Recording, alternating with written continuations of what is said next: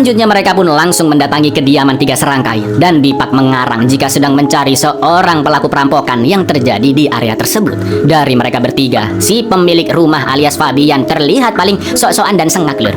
Manu mengatakan jika sebulan sekali ayah Fabian mampir ke sana dan di sana juga ada seorang ART.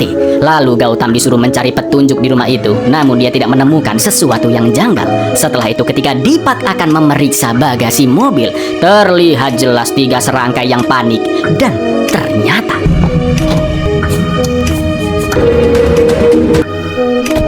ya, tidak ada apapun di dalam bagasi mobil mereka. Dan meski tidak menemukan petunjuk, Deepak yakin tiga serangkai menyembunyikan sesuatu karena terlihat gesturnya yang panik. Setelah itu Rajan mendapat telepon dari polisi lain yang mengabarkan hilangnya seorang gadis bernama Shruti di apartemen Sarods Prayak. Mas-mas tetangga mengatakan jika dia didatangi oleh sahabatnya Shruti, yaitu Vaisnavi, yang mengetuk pintunya jam 7 pagi tadi dan mengabarkan dengan paniknya jika Shruti telah menghilang. Juga ada bercak darah di dinding kamarnya. Sedangkan menurut keterangan Vaisnavi, dia tiba di apartemen itu jam 6 pagi lewat 45 menit. Vaisnavi pun terkejut melihat bercak darah di dinding dan tidak ada seorang pun di sana, yang akhirnya langsung melapor ke mas-mas tetangga saking paniknya. Vaisnavi menambahkan bahwa dia main ke sana setiap akhir pekan dan datang di jam yang tidak menentu. Maka dari itu Vaisnavi yang sudah sohib dengan Shruti juga memegang kunci apartemennya dan bisa masuk kapan saja.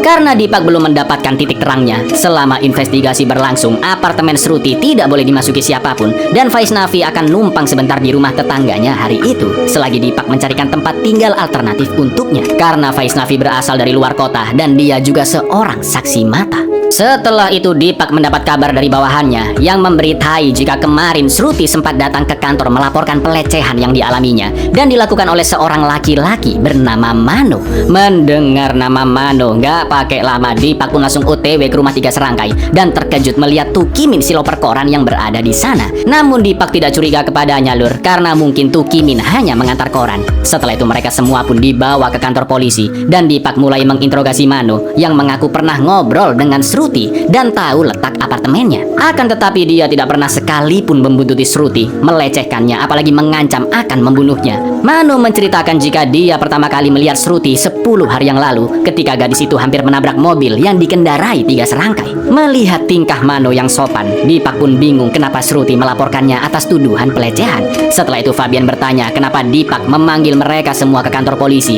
dan Deepak pun menjelaskan kasus hilangnya Shruti yang di hari sebelumnya sempat melapor jika dirinya telah dilecehkan oleh pria bernama Manu. Dan dari data penduduk, tidak ada nama Manu di kota Hyderabad selain dirinya. Setelah itu Deepak pun menyuruh anak buahnya untuk segera menutup apartemen Shruti dengan segel polisi karena dianggap sebagai TKP.